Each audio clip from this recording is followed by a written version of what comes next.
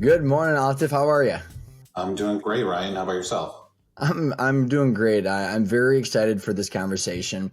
I had got your the clip about your background, the book, and I'll be honest, like the book title and then the book little phrase, I was like, oh my God, it's just like I started juicing from the mouth. I'm like, how to take strategy and ideas into execution. I'm an idea guy. A lot of people listening in are idea people, and then the execution part.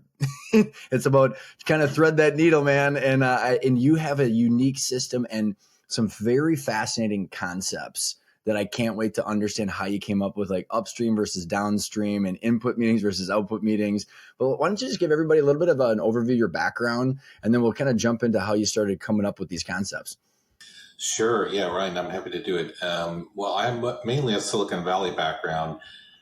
Very early on in my career, I decided that finance wasn't for me. I worked at Goldman Sachs for 2 years, and I was like, this is No bank. thanks.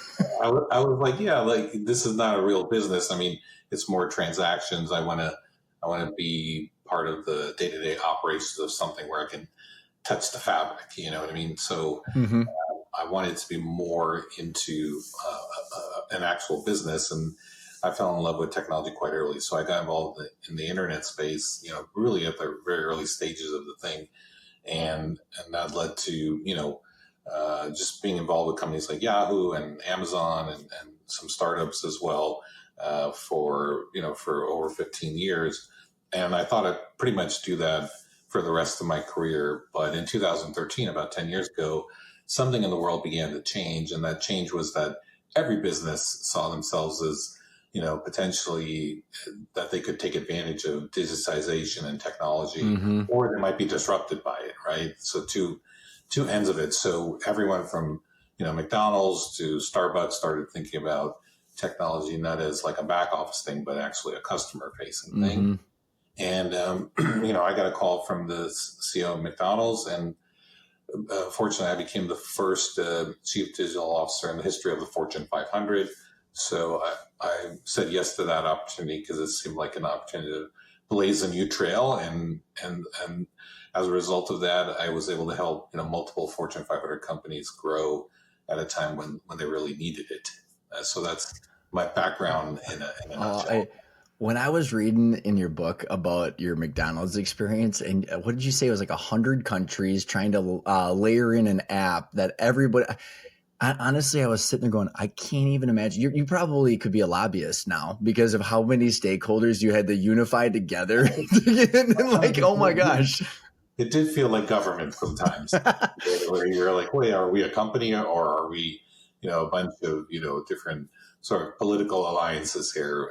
And that's part of how the company works is, they call it three legs of the stool with the franchisees, the suppliers, and the corporate that need to team up to really help that company, reach customers.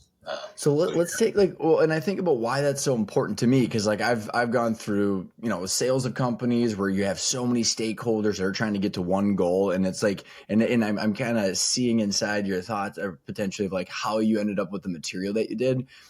Before we jump in, like your definition of transformation, because I mean the digital transformation wave you've been helping people with, how would you describe what that means and then how that impacts kind of the different stakeholders that need to get in agreement towards whatever this transformation means?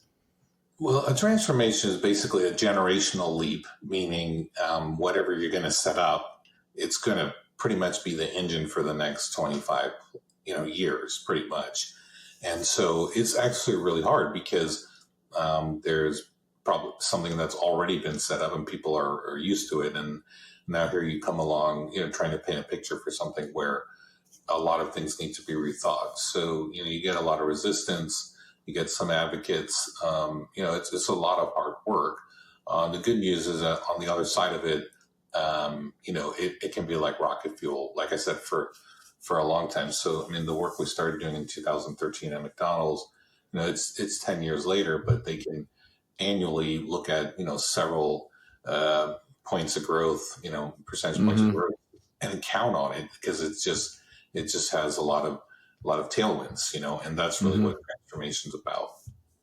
Well, so when I hear the word transformation, my old younger self would have been like, oh, I'm so excited for all the change and what's possible. And now as I think about like through my own personal experience of, I mean, we went from a copier business to like a technology company Tiff, I gave out the book at our all company meeting to 100 employees of who moved my cheese. Cause like we had to break it down to like the elementary of like, hey, we're gonna be fine. So how do you address like, did a lot of what is in the book stem from just like change management and how to have good conversations? Like, how did you start to realize that there was more to just like executing some mobile app that people wanted? Well, I mean, I think very quickly I knew that wasn't the way to talk about these things, even though that's a tactic. But the way I spoke about it at McDonald's, starting at the board level, was that look, our company is a great company, and it's really about three things: taste, value, and convenience. And I can't help you with the first two, but the third one, that's where we need to set our eyes on what good looks like, for the future and start to act on it right now. And so convenience is always something we've owned. And when we talk about it this way, Ryan, we basically we're not trying to do something, vastly different. We're doing something that's really part of the heritage of the organization. We're just trying to recast it. And then when you break that down, convenience, you say, well, today there are 2 or 3 ways to use McDonald's and get your food from McDonald's. How about we invent 2 or 3 new service models? How about that? And then what does that look like? So you start working down sort of these altitudes of things and see if you can get people to come along on the journey.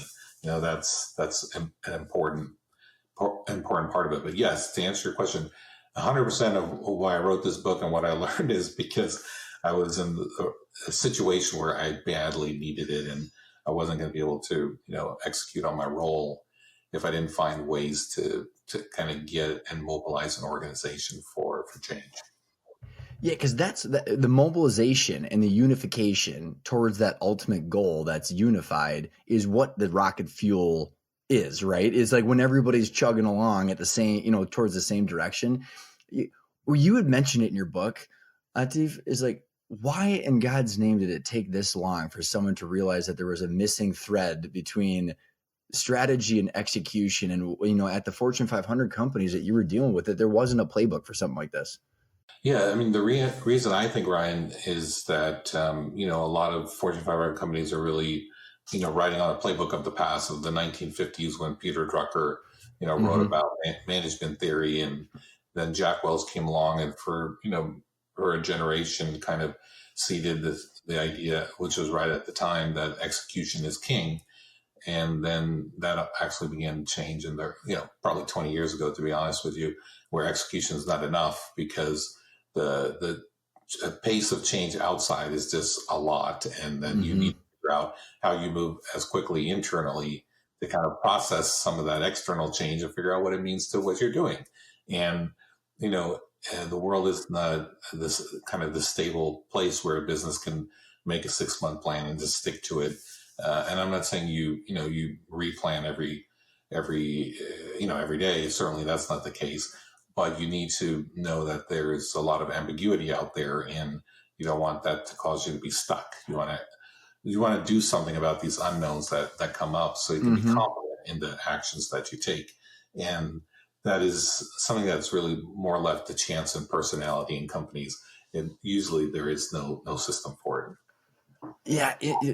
Yeah, chance and personalities. I mean, I can see that. And unfortunately, what I think a lot of people do is they grab onto those couple examples and they think like they extrapolate to like that's the norm. But it's a lot of people sitting in these rooms trying to wonder, are we heading in the right direction? So why don't you kind of break down Decision Sprint, what it is? Because I know you've got a lot of components, and I really love your concepts because I think like concepts are a way to think about, and it just opens up your ability to do things differently. And you broke out some that were very fascinating to me. So break down strategy and execution, some of the couple concepts that we'd already alluded to.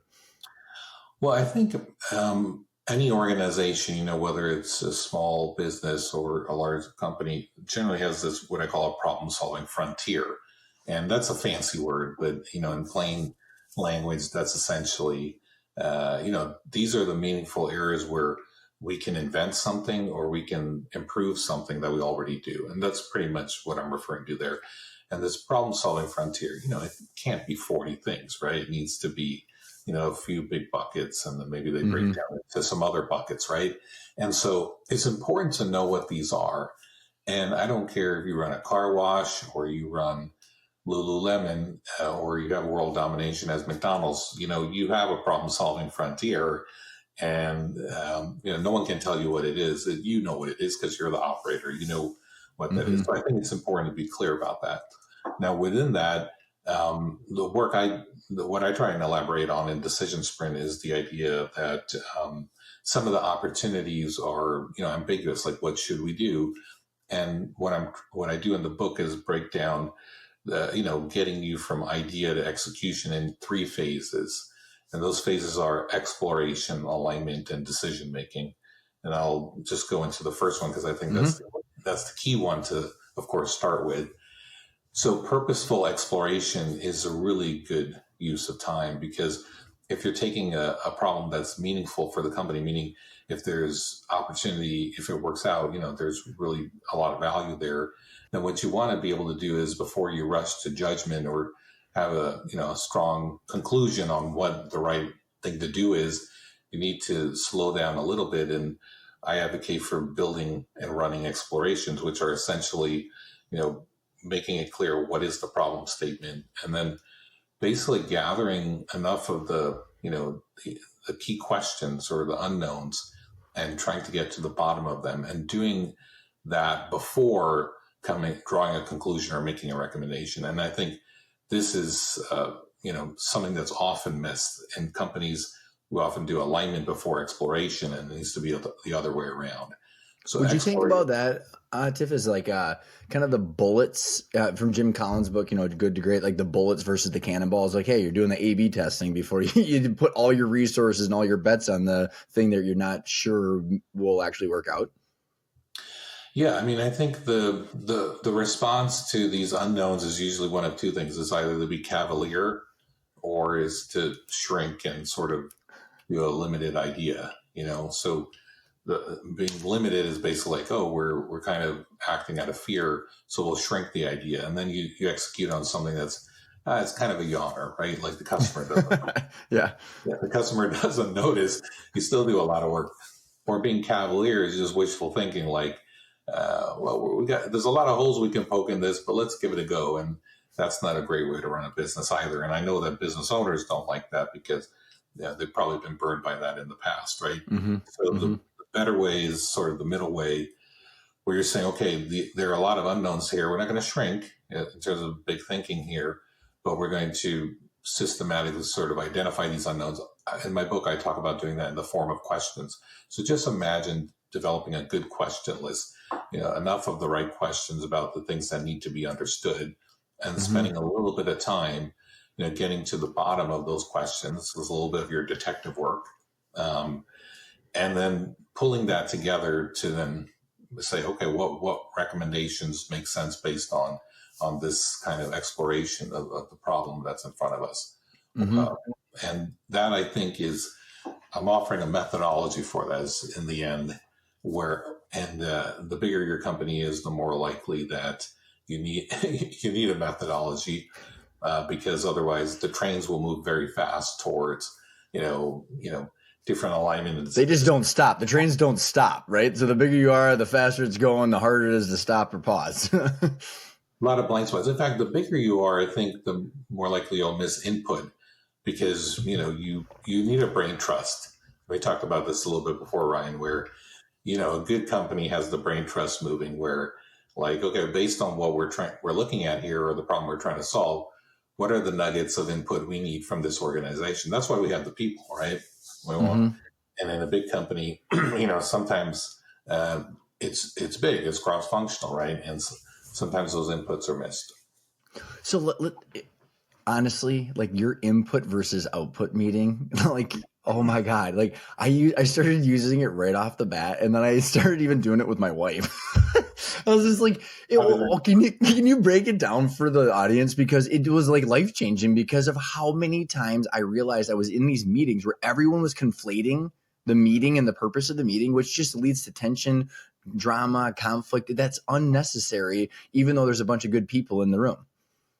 Yeah, well, Ryan, an output meeting is one where we've done the detective work, we've built an exploration, we've done the fact finding, we've drawn conclusions, we have recommendations, and you can have this red thread between where you started and where you're at, and you can make that connection between these recommendations and the work behind it, and then you're ready to, let's say, make a decision or a commitment or buy-in or something like that.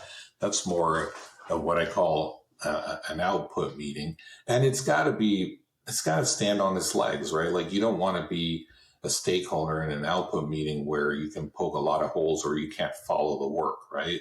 Mm-hmm. And and as a result, we also need the other kind of meeting, which is an input meeting where we're shaping everything, and we're not at a point where we're trying to have a strong opinion or create alignment or say let's go, right? It's not about Right. yes or no at that point. It's more about like, hey, what do we know? What do we not know? How do we find out what we don't know? Out of all the things we don't know, which ones are most important? How do we weight them? What kind of brain trust can we assemble to make sure we do high quality detective work? Okay. And then obviously not just be in some ivory tower for 2 months, but say, okay, where do we want to be when? Okay, in 10 days, we're going to be ready to kind of look at it, what we've canvassed, and roll up the sleeves and start, discussing, have dialogue around the recommendations or the different options. So, but we need to have that input meeting, of course, before we do the output meeting. And sometimes, you find a situation where we haven't done a great job with the inputs, and we're trying to get people to commit in an output session. And that, I think, is, that's where things, don't feel great to people involved. Well, and I like how you cracked a smile a little bit, because I can only assume that all of this came from personal experience of being in meetings where you're kind of banging your head against the wall going like, what's going on here? How, like, if this is not clear, like, what are the symptoms people should be observing of, like, if they haven't cleared this up, how will that manifest in meetings for people? And how did you come up with this topic? Because obviously this came from you experiencing it. Well, the way it came up is absolutely what you said, Ryan, which is being an executive and on the receiving end of a lot of hard work by teams where maybe what I experienced in a meeting could be a very long meeting, number one. And then the last 5 minutes is where they're saying, oh, these are our recommendations. And they're big commitments. They're asking for a lot of money. And some of these things are one-way doors, meaning like once you start building in, assigning the resources, it's not that easy to kind of undo it. So you have a lot at stake. You got to be right, or you got to be, pretty confident that you're right. But it's kind of a little bit out of balance because you're not convinced. And the way when they're walking you through, they're not doing a great job of how they got to the things that they're recommending. And that's okay. It's just that we're not ready for that step. So let's go back and let's help shape it together. Okay, what's the problem you're trying to solve? Right. And what are I'm tracking 100%. And I think about like the misalignment with that then is like, if someone's truly just trying to ask a question in a graceful, loving way, but if someone is trying to defend their position because of their job, their performance, their bonus, whatever it is, they're going to feel attacked, even though that's not even the intent. So like literally the emotional misalignment right off the bat of how they're interpreting each other's conversations breeds just waste of time, money, drama, all that kind of stuff. That's a brilliant comment, because psychological safety is important in the workplace. And in an input meeting, you have psychological safety, meaning you're not being judged. You're not saying, hey, that's a crazy recommendation or option to recommend. Because that's not where we're at. We're at the point of like, what could go wrong, or like, how would Amazon think about it? What would Google do if they were in this industry? You're asking all these kind of questions that help you be a little bit more expansive, make sure you don't have any missed considerations, any blind spots, right? Because that is the time to really corral some of the key things and then make them actionable. Go do some detective work against that and come back. And psychological safety. This is not when this doesn't happen, it's not because the teams did something wrong. It's because the leaders have not set up an environment where they actually give that space. So it actually starts with leadership. to provide the space for things like purposeful Hmm. exploration or, gathering inputs.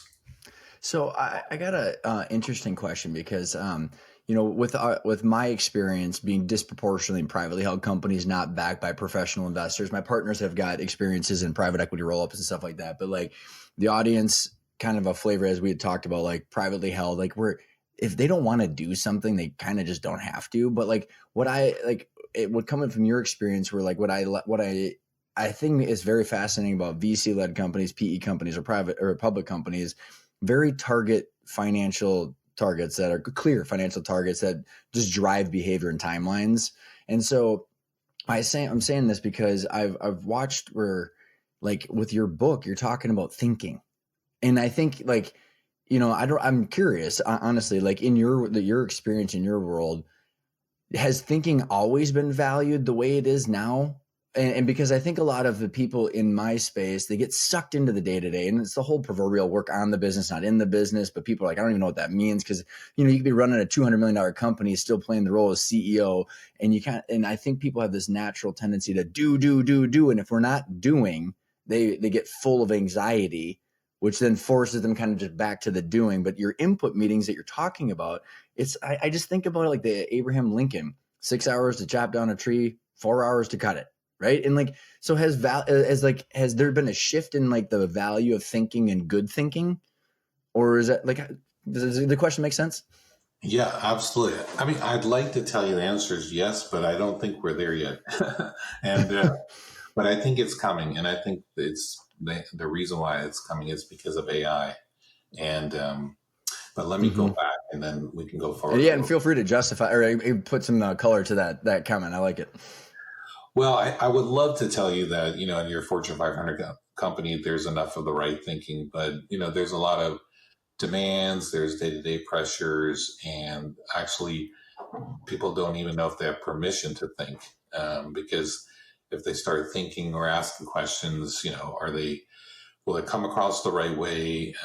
Does it seem like they're just in a research lab wasting time? Those are some of the that Interesting. cause people to say, okay, well, yeah, what is my objective, and like, what does the organization want from me? But that's not a very empowered thing. So instead, I think we find a balance where we say, like, okay, you're not going to set some random priority that's not linked to where your company's headed, but every company has a strategy, right?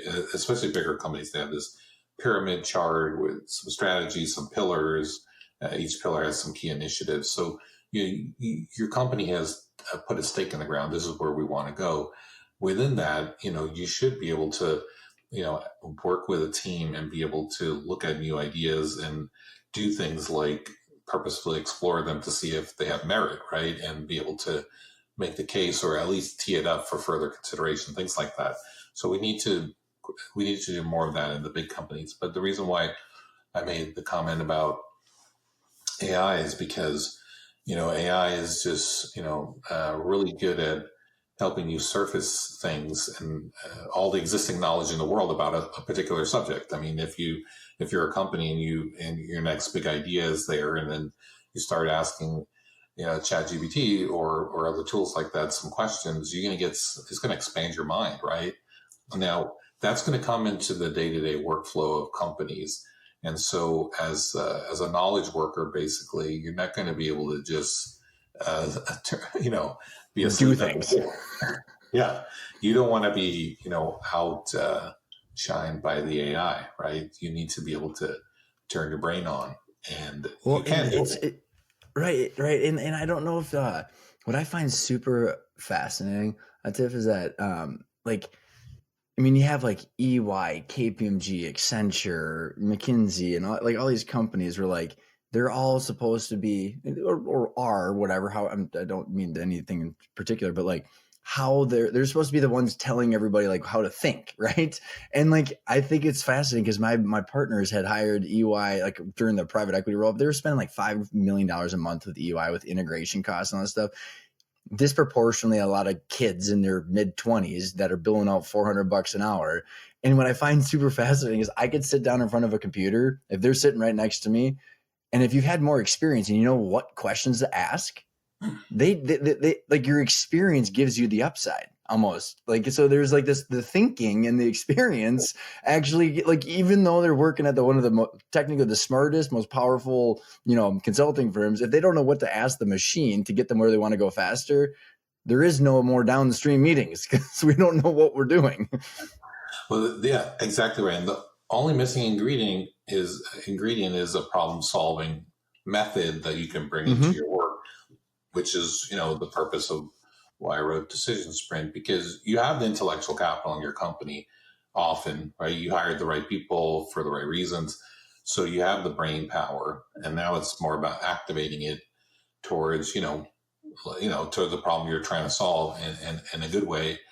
And when there's a little bit of dysfunction in your company, sometimes people go with a consultant because they can come in, it's only a few months, they can interview a lot of stakeholders, they can step back a little bit, frame the right questions, and then sort of like solve for the dysfunction in the company. But there's a better way, and it's not to have the dysfunction to begin with. Amen to that. Oh, yeah. So going back to you were talking about the 3 ways, and I believe these are these stages within your workflow where you got the exploration, which you've touched on, and then the next one's alignment, correct? Yeah, exactly. Can you give us a little bit some color and some backdrop of like, what do you mean by alignment and how does that show up? Well, alignment is personally meaningful to me because I actually banned it, in the C-suite role. When I arrived at Volvo, I was so frustrated with not only at Volvo, but previously in my career, people using the word alignment in the wrong way, where they might stop me in the hallway and say, hey, Atif, somebody on your team is looking at this brand new, idea for McDonald's, and we really need to align on this before anyone does any further work. And what they really meant was shut it down. Red tape. Delivery for McDonald's in 2013 will never work. Well, sorry, that's pre-Uber Eats, and now obviously it's a big growth driver for the company. So it did work. So I didn't appreciate the red tape, and the word alignment there really meant we need to take control at the very top, decide at the very top, yes, no, and then people can think in the rest of the organization. And that's not how I roll. I hire people who are very bright, and I empower them. Now, they don't get to do whatever they want. They're not working at a car company and building a water bottle, but right. They are working at a car company trying to look at the future of everything, the buying experience, the way the product works, etc. And so I did make a mistake, though, where I said, okay, I don't want to hear this word alignment. If I'm going to ban it, if we're in a meeting and you use the word, the meeting's over. So the better way, and I did a complete 180, was to you clarified the definition of it. Exactly. And we need to reframe it, which is basically alignment is actually really, really important. We need to have everybody, all the right people required for execution, understand how we got there. And that is really alignment is shared understanding. But we need to do it on the basis of having, done exploration. So I reframed it as exploration before alignment. And so it's I love alignment. Let's do alignment. But what kind of job have we done on exploration? I said, we really haven't explored it. Okay, well, let's give some time for that. Let's spend a couple of weeks on that. Then we can do the alignment. And so alignment is basically how you look at what's been explored to draw conclusions and create shared understanding. And that you have to do that step, but you have to be ready for it. So is there when I was reading the alignment section, and I'm biased because of the lens I'm thinking things through, which is finance. And by the way, you and I don't know each other well enough, obviously, but I was a copier sales rep, and accounting was my worst grade in college. And here I am talking about finance like all the time. Because that's always how it is. That's always how it is. Isn't it? It's like for some reason the blue book about debits and credits didn't hold my interest in college. But now when I had to do with like the value of my company, I'm like, okay, I can get on board with learning this. But when I think about alignment, I think about like the misalignment of incentives and KPIs. You know what I mean? Like they're just so many times there's arbitrary KPIs coming out for people's, but like, cause like when I boil it all the way down, the way I think about it, like we all are human beings. We wake up every day. We want to have good connections. We want to have some fun. We want to have some autonomy over what we're doing, but we also want to be aligned with everybody else. Back to your word, alignment. And then so many times I see there's a disjointed alignment of KPIs, financial incentives, and then the goal.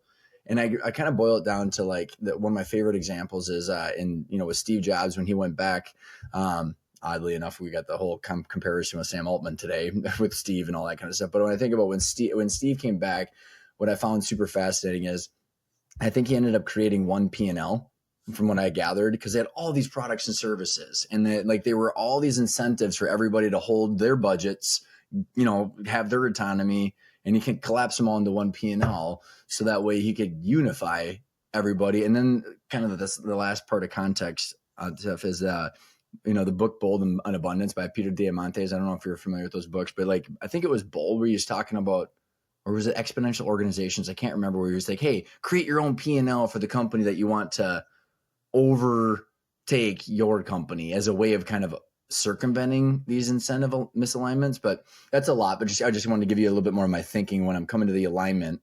How do you see the KPIs and the financial incentives either as a hindrance or as an enabler? Well, I do think, things need to add up, right? So I think of it like the tip of a spear, where it's like, what is the tip of the spear from, let's say, even a metrics or objective standpoint? And let's say I'm rolling back, it's McDonald's and it's 2013. It could just be not a financial thing. It could be more that basically we're rolling out a new way to use McDonald's. For example, you come in and you order on a very large tablet like thing, and then you take a seat and we bring the food to you, so you don't have to stand in line. And we call it table service. And let's say it's a brand new idea. We may just be, organized around whether people actually like it or not, right? So, there may not be a lot of people using it, but the people who use it, is it 9 out of 10 stars, or is it 5 out of 10 stars? That's where we're at. And if it's 9 out of 10 stars, that's great. Well, now let's get more adoption. So it might be that customers love it and we have growing adoption, and the rest will come. But it can't be, the ultimate measure of like, well, it's incremental, frequency at every sort of retail location. We're not at that point yet, right? Mm-hmm. So I think that to me would be the tip of the spear. And then we say, okay. And by the way, teams, this is again a leadership issue, because if you share that, if you define that as the tip of the spear, the teams will say, okay, well, how can I contribute to that? Well, I'm in insights, and I'm in operations, and I'm in, digital media marketing. Okay, well, here's how I'm going to, here are my KPIs that ladder up there. But it's the work of leadership to make that clear, starting with sort of the strategic pillars.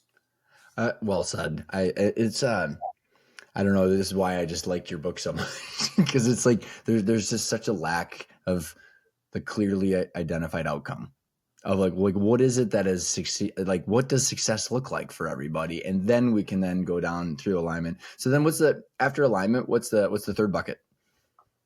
So we have exploration, alignment, and decision-making. And so decision-making is basically committing to the necessary actions. And the reason why I call this out is because for several reasons. One is that once you make a recommendation and stakeholders are bought in, the very next thing is to define, hey, what are the actions that actually bring this to life? And you don't want to just stop short of saying, wow, I'm so excited. The stakeholders liked what we were recommending. That's nice, but you should really leverage that to create a lot of momentum for execution. And so then you should break that down. Decision making is more about the things that naturally flow into an execution plan. So, I mean, let's take an example. Let's say you're Amazon. It's a real example. It's 2010. We're working on a new program. We're saying, okay, well, hey, if you are publishing a book through Amazon, which is a business unit I was managing, you can put your book up on Amazon or Barnes & Noble or anybody else. That's great. hey, but if you do it exclusively with us, here's some extra incentive we're going to give you, but it's your choice, right? And there's some pros and cons to that idea. Eventually, we did go with it, but it's not about just deciding internally, hey, we're going to go for this, right? It's like, okay, well, what are the necessary actions if we're going to go for it? And it's a lot of operational things, right? It's being able to provide customer support. It's monitoring whether people are, honoring the exclusivity. So we've got to like do a lot of web crawling to see if they're really up on Barnes and Noble or not. We have to interact with the authors. We have to change how we're paying them because we're providing them a lot more incentive. Just various things like that. So, just all the things that are actionable then that feed into the execution plan. That's where the decision making step is. But of course, leading into decision making, if you want to get the buy-in, you have to draw the red thread between here's the problem we were trying to solve, here's what we looked at, here's how we arrived at the conclusions, and here's the recommendations. It's when you were writing the book, did you just like, I'm curious on like the thoughts in your head where you're going like, I mean, because these are so basic, but then they're so important. Like, how do you reconcile with how basic yet how and fundamental, but how important this is, and that you're the one writing this book? I think, Ryan, is basically human factors, right? Like business is complicated. There's people and personalities. No one is in charge. Most companies are not run by Steve Jobs or Jeff Bezos or Sam Altman. They're run by quote unquote professional managers. So no one is really in charge. Can you put some color behind that? What do you mean when no one's really in charge? I mean, this is when you're a founder led, then you probably have somebody who's thought very deeply about the culture and everything, so it's just a privilege of being a founder. But when you're a professional manager, you're coming in, there's a system, there's a culture, it's something you're inheriting. You can try and modify it, but it's really hard. And so the issues are complicated. There's a lot of people involved. And so the human factors mean that we have pitfalls and we skip steps, right? And it's hard to step outside, like, how is this collaboration actually happening right now on this specific idea? And to be like, step outside your body and observe it and say, oh my gosh, it's getting off the rails, right? It's very hard to do that because you're in the middle of it. And that is, I think, the main reason why some obvious things are not, recognized. And so rather than... It's kind of that back to the defaulting towards action, right? Because like, I think like there's like, when you have, like, I'm just thinking like back to your point, Tiff, is like if you're sitting in as an executive and you need to justify to, even if it's the board, if you're the CEO and even it's to the board or the CMO, CFO, CIO, and it's the CEO, it's easier to justify action than thinking. Right. I mean, like, and the communication could be an issue as well. Let's just say you're Netflix and someone comes out of a meeting with the CEO and they say, "Oh, Reed says we have a problem with password sharing. Okay, what do we want to do about it?" So one person comes out of the meeting and they say, "Reed says we need to crack down on password sharing," and the other person said, "Reed says, it seems like we have an issue with password sharing. How should we balance, the user versus the business, right?" And those are two different interpretations. I think CEO is very busy and has 50 things on the plate. The team comes back in a month, one down one lane versus the other. You get two different recommendations based on what was defined as the problem from the get-go. And then things just get very late. There's so many more pitfalls, as we know, in collaboration beyond that. So my overall point is that the system needs to be above the personalities. The system needs to solve for the human factors, because the collaboration can always have these defects. So if you were in a manufacturing system, you would look for, what are the defects, and you would try and kind of re-engineer it and make sure those defects don't happen. And have the same thing. When we have humans in the loop, there will be these potential defects, so the system needs to solve for them. Love it. That was very well put. How do you recommend that people monitor what's going on? So let's say they go through the whole process correct, right? So exploration, alignment, and then decision making, and they're moving forward. But life and business changes, how do they measure and monitor whether things are working or not, and how should people handle that?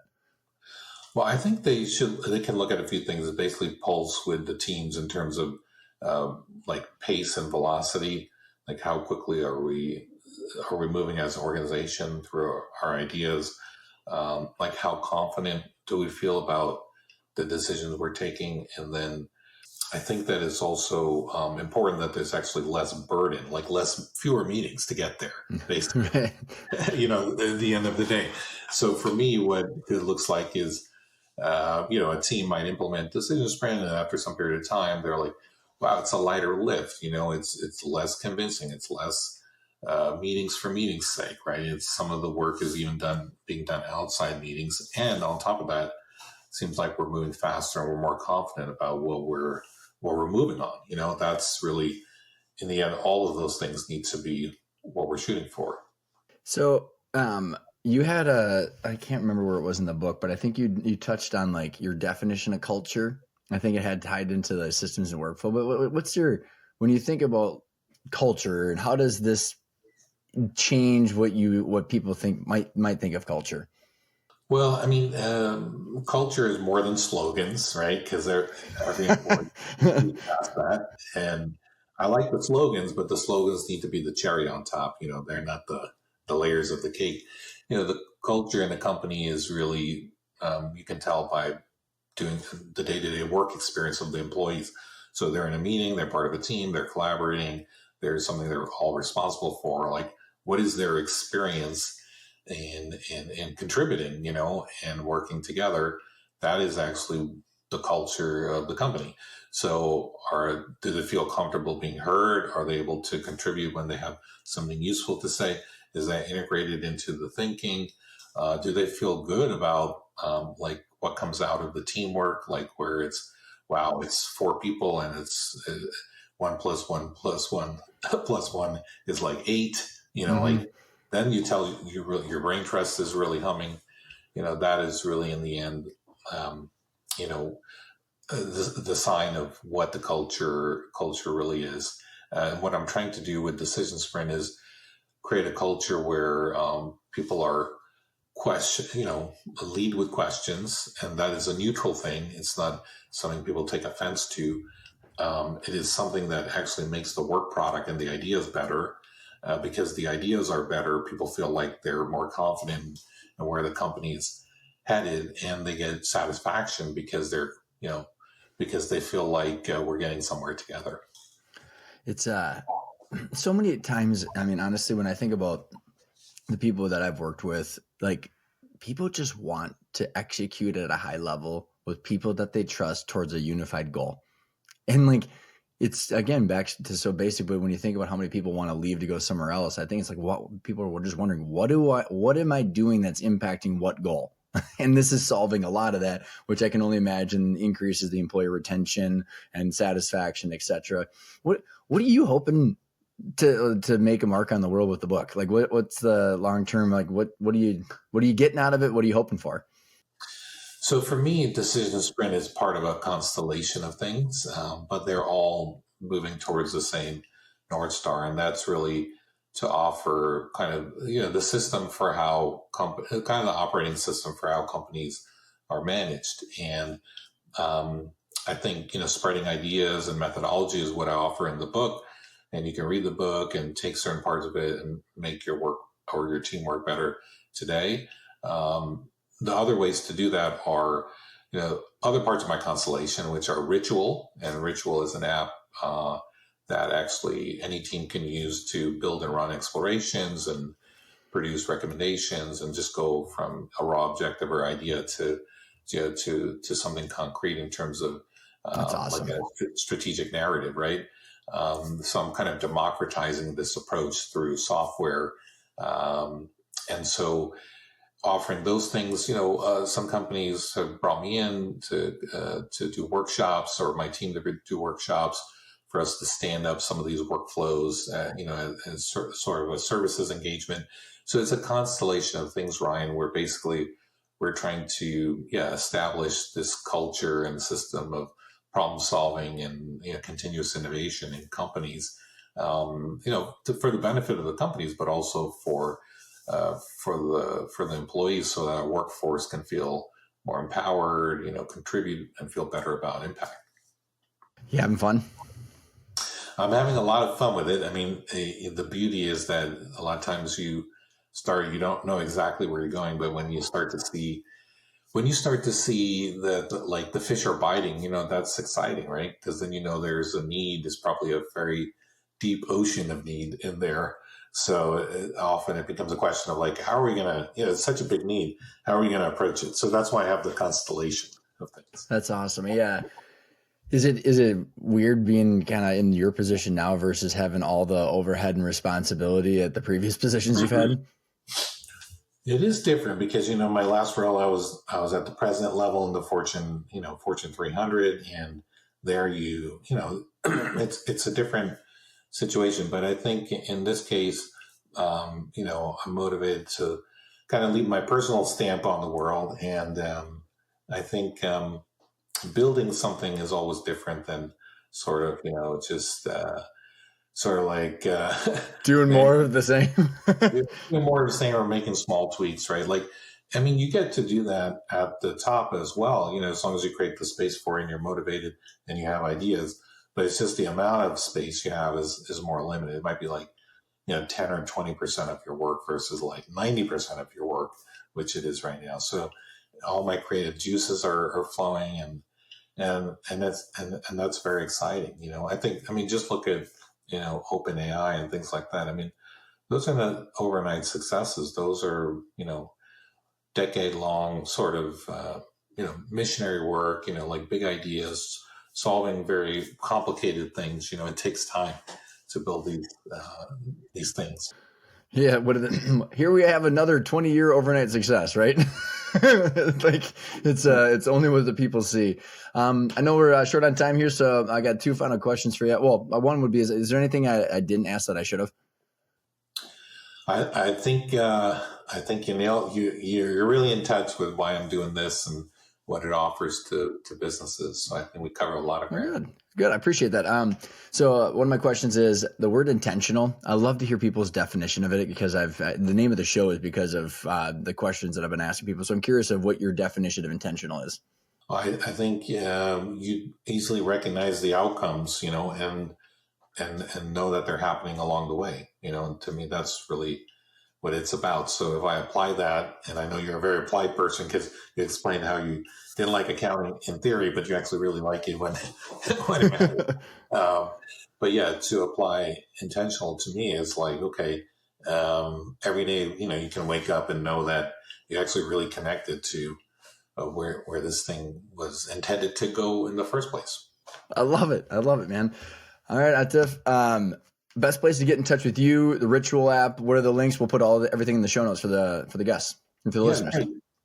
Wonderful. So the book is available at decisionsprint.com. Ritual.work is the name of our software company, and on ritual.work you can click a link and get the product in the App Store, and it's free to use for teams.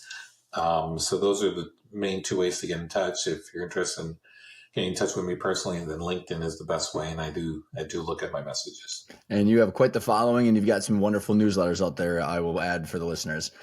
Atif, this has been an absolute pleasure and honor. I appreciate your time. I had a lot of fun. Ryan, the pleasure is all mine. Thank you so much.